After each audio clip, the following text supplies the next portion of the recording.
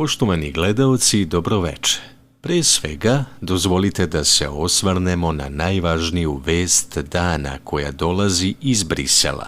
Evropski savet je, naime, postigao saglasnost o ključnim reformama energetskog sektora.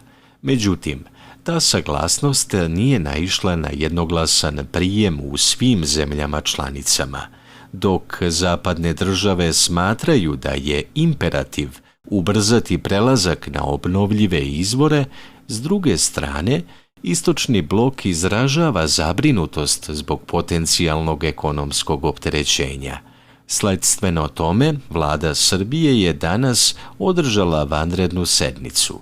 Ministarka privrede je naglasila da je uprkos pritiscima iz inostranstva prioritet stabilnost domaćeg tržišta. Pored toga smatra da je neophodno izraditi detaljnu strategiju za diversifikaciju izvora snabdevanja umjesto ishitrene implementacije novih propisa. Zaključimo.